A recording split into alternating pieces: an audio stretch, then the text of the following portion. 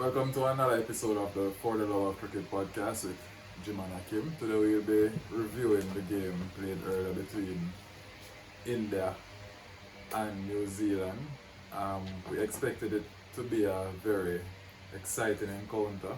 It lived up to its hype, even though India won pretty comfortably in the end. New Zealand batted first and made 273 all out on the last ball of the game of their innings, and India chased down the total, winning by 4 wickets with 2 overs to spare.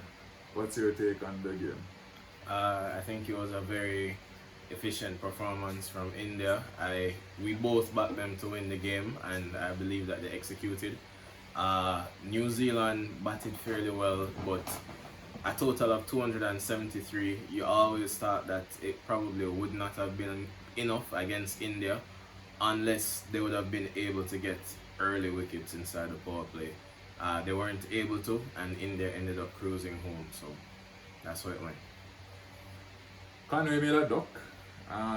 Darrell Mitchell got another one-day 100. He made 130 from 127 balls. And the young star Ravindra got 75 as well. How do you think the New Zealand's approach to getting to 273 was? They had a difficult start inside the power play. They lost Will Young and Devon Conway. Mitchell and Ravindra consolidated. They both played very good knocks. I think Mitchell was very good to the spin, especially. Both of them, but Mitchell more so really took the attack to Kuldeep Yadav. They didn't allow him to settle. Kuldeep bowled 10 overs for 70, but at one point he had bowled about 7 overs for about 60. Then Mitchell really took the attack to him. He used his feet well, advanced to him. And whenever the ball got too much flight, in his estimation, he hit it straight back up into the stands. I think it was a very good knock, batted well, and it was a good partnership. What I was disappointed in though was the manner of Ravindra's dismissal. He was probably looking to push the score on, but I think he might have went a bit early, and the shot selection probably wasn't the greatest. Both of them were the set batters that were there. After his wicket fell, New Zealand had a collapse and they stuttered through to 273. So that was a bit disappointing, and it is something that he will probably learn from. Ravindra got out in the 33rd over with the score on 178. I agree with you with the fact that Darrell Mitchell played a pretty good innings. My issue with that innings is when he got to 90, he basically stopped scoring and walked to 100. That is good and acceptable when you are chasing. Yeah. But when you're setting a target, you don't know you don't know what you're getting. You don't know the tempo of the innings exactly. I think when you reach 90, whatever method or tempo you're going at to get to 90, you just push through the 90s, get to 100 same way, and continue batting. He stalled and basically built pressure on his non-striker. Yeah. The non-strikers, whoever partnered him after that point, struggled to get the ball away. He picked up back his scoring. But it wasn't enough. Yeah. It was not enough. He scored he scored a 130 off 127 deliveries. Just over when he was 90, he had faced about 95 balls. So he kept scoring at a runner ball. At that point, you expected him to probably start striking at 1.7, 1.6, 1.5 per delivery instead of one a ball. And New Zealand stuttered. They've scored only 54 runs from the final 10 overs. It was a brilliant return by Mohamed Shami. He went on a hat trick. He finished the game with 5, 1 wicket in the power play, and then 4 in the final 10 overs. Can I get a breakdown on India's bowling effort? I think India was good. It was a good bowling effort. There was a big partnership from Mitchell and Ravindra, but I think the tone was really set in the power play. They got 2 wickets. Will Young has been giving New Zealand fairly good starts in this World Cup. And Devon Conway is Devon Conway. He is one of the best openers going around the world now in 50 over cricket. Siraj, I think Siraj started fairly well in this game. He hasn't really been on it in this tournament, but he started well. Bumrah was fairly good as well. And then Shami started towards the end of the power play and he got a wicket in his first over. And he really kicked on from then. He bowled very well in the latter overs towards the death when he came back into the attack. He picked up 4 wickets. It was good. He was somebody that when we were discussing the possible changes, he was somebody that I thought would have come in, and he came in and he executed well. No, India will have a selection. They will have a selection headache. Not really. You think he stays for the rest of the tournament? He stays and they will take out Yadav. As in, Yadav's one-day record isn't... Yeah, it's not. 50 over record is not the greatest. So. And he was solo on the river today. He made the World Cup squad anyway, so... Yeah, but Shami bowled very well. They took the attack to Kuldeep Yadav. I think after Mitchell got out and after the partnership was broken between Mitchell and Ravindra, he bowled well. He picked up key wickets. He picked up Latham, who is a good player of spin. That was a big wicket for them in the middle. Jadeja was decent, was steady. Didn't pick up the bundle of wickets that we're used to him getting, but he was still steady. He held an end in the game. And overall, I think India will be happy with the effort. They played against a quality team in New Zealand. They got early wickets. They bowled well towards the death. The middle overs, a bit indifferent, but with the batting lineup that they have, they will be satisfied chasing 270, 260 on any day against a quality team like New Zealand. It doesn't get much better than that for them, I think. You mentioned Siraj. He went at 4.5 this game. He also went at under 5s against Australia. However, he went around the park against Afghanistan, Bangladesh and Pakistan, which are 3 teams you would expect bowlers to go at an economy rate that is quite lower than he went at. What do you think he does differently against the top teams that have more attacking openers? It's difficult to say, you know. We've both played cricket at a very high level, and there's some days I think that you're just not on it. It's not something that you are necessarily conscious of or it's intentional, but sometimes I think that the same level of planning, execution, preparedness doesn't go into all the games, and that's probably something that happened. He probably just dropped his intensity for those games. That being said, he came into this tournament as the #1 bowler in the world. He's a bowler of some caliber. We didn't expect him to be bad right throughout the World Cup, and I think that him coming into his own at this stage is very key for India. Let us think deeper. Do you think his length against those 3 other nations were different? Do you think he tried to bowl fuller against them and go hunting for wickets? Yeah, he went searching for wickets against those teams. And when the batting is stronger, he pulls the length back and try and be more defensive. Yeah. It's an interesting... It's just a thought I have about how his plans are. Because he looks like he's bowling... He looked like he bowled shorter against New Zealand today, as opposed to the other teams trying to bully the batsman, and they bullied him instead. Went to all parts. Now your favorite part, Rohit Sharma and his team's batting innings. What's your take? India has been good in the power play all tournament. Rohit Sharma is batting as well as we have seen him bat in World Cups. He's a man for the World Cup. He loves batting at Cricket World Cups, 50 over World Cups, and he was good. Shubman Gill into the team after his bout of dengue, and he has looked good. He's gotten a half century before, and he got 26 today. He got a start, but he looks good. He looks like the big score is just around the corner, and you can see it coming. Rohit has been consistent. The two have given India consistent starts, and that's very important. This is a tournament that we've said the new ball and the first 10 overs, first 10 to 20 overs when the ball is still fairly new, it will have a significant bearing on the result of the game. If the bowling team does well and picks wickets up, it could turn the tide of the game in their direction. And if the batting team comes through unscathed and scores a lot of runs, it sets them up to post a huge total. So India has been good in the power play, and they were like that today.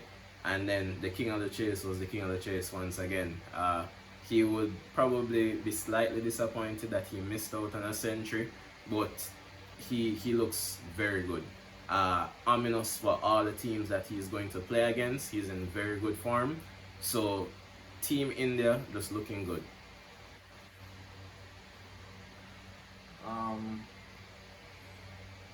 What's your take on the New Zealanders' bowling effort? Do you think outside Lucky Ferguson, you thought the other bowlers bowled well?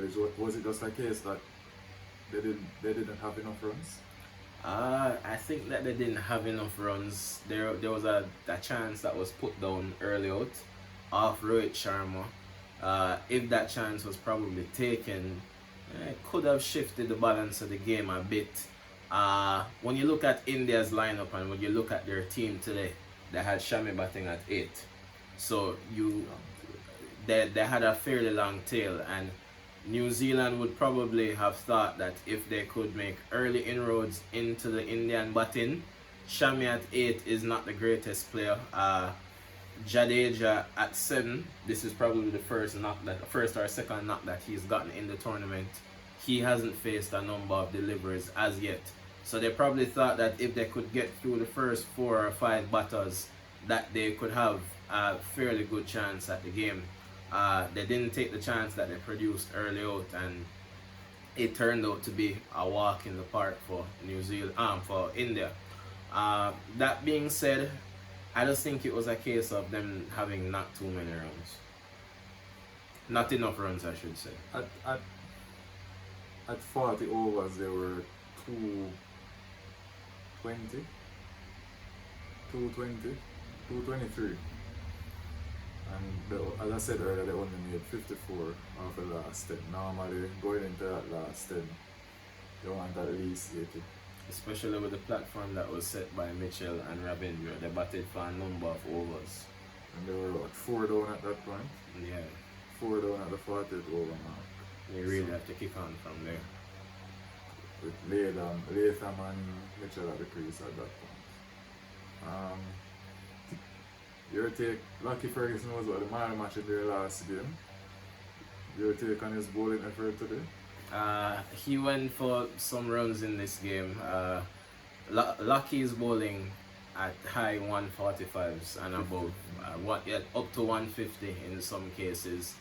He is the type of bowler that he's a wicket taker. Whenever he gets the ball, things happen. So it's either he's creating chances and taking wickets, or he will go for runs.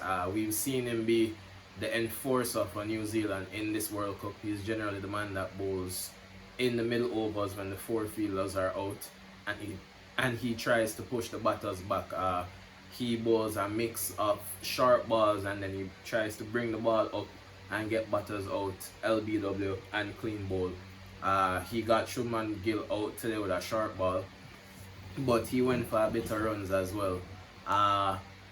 When you look at the Indian middle order, Shreyas Iyer is a bit suspect to the short ball. He's somebody that's suspect to the short ball, and he got out to the short ball today. It was off Trent Bolt though, I believe. But Lucky's style of bowling in these conditions, it can be hit and miss. Flat pitches, fast outfield. Yeah. You're either going to get 4 or 5 wickets, or at his pace, going to go at 7, 8 and over. Especially if you have to bowl to set batsmen in those middle overs. If you have to bowl to 2 openers after, you have to come on after 8 or 10 overs and bowl to 2 openers. As a fast bowler, there's no swinging. There's no swing on the ball. You are going to struggle. Your favorite cricketer, Mitchell Santner, bowled well again today. He bowled his 10 for 37, although he made a duck. What do you think of his effort? I think Mitchell Santner bowled fairly well. He kept the scoring rate down. He produced a chance. He got a wicket, LBW. KL Rahul advanced down the wicket, and basically the ball hit his foot before the bat in the chip and drive shot. Reviewed it, got it LBW. I think Sans was good. I generally think Santner is consistent. He's steady. What I think Santner will probably be looking at and New Zealand will be looking at is Santner turning the tide of games for them and winning games for them with the ball. It's a bit difficult to do in 50 over cricket because of the condition of the balls. The balls don't get very old. The length of the spells as well, and also the fielding restrictions. But generally Santner is not the bowler that you would say would blow a team away in the middle overs and take 4 or 5 wickets. He's going to be steady.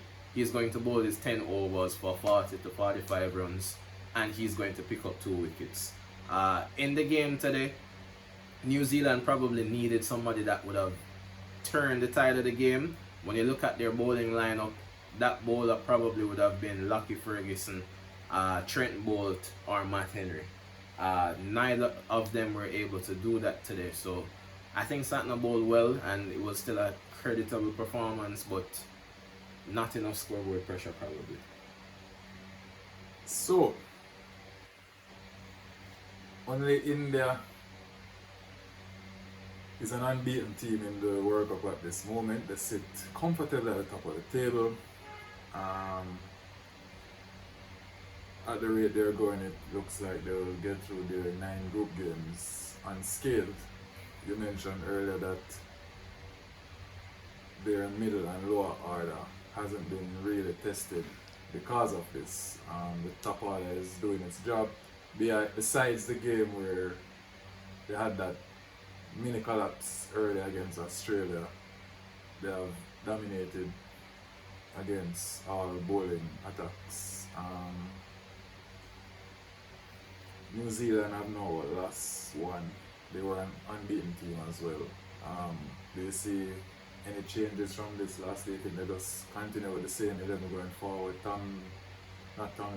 Kane Williamson is still double hurt, his knee and his finger. What do you see in the future for New Zealand? I don't see many changes being made when you look at their squad. Kane Williamson will have to return to the team eventually. I think when he returns, Mark Chapman would be the person to go for me. I think Will Young has batted well, Ravindra has batted well, Conway has batted well, Glenn Phillips has gotten a score, Mitchell has gotten a century, Santner is Santner, so Chapman is the person that has not performed thus far for them in the tournament. When you look at the bowling, their bowling lineup, Tim Southee is on the bench, Ish Sodhi is on the bench as well. Do you see them featuring? I think all the seamers have been fairly good in the tournament. I only see Tim Southee probably coming in if they're going to look to rest one of the bowlers. You look at the conditions and it may not necessarily suit Tim Southee's style of bowling, especially when you think that Matt Henry and Trent Boult have been so good with the newer ball, and then he can't play the enforcer role that Lockie Ferguson plays in the middle overs. So Isodi would be somebody that would be rearing to go in these conditions, but how they fit him in would be interesting. I don't see any change to that bowling attack barring someone gets hurt. The only person that could come in conditions dependent is Ish Sodi. Yeah. To bring in Tim Southey with these two new ball bowlers going as good as they are would be difficult because Tim Southey has to have the new ball. Without the new ball, it would just be giving batting practice. It's like getting throwdowns. So New Zealand's team is pretty settled. India's team should be pretty settled until we hear more news of Hardik Pandya, whether he'll be returning for the rest of the tournament or not. In that case, I think they might just get rid of Yadav and bring Pandya in and continue with the 7 batters and the 4 bowlers. That's it from us today. You have anything else to add? No, that's it from me. Alright, thanks for watching, guys. Thanks for watching.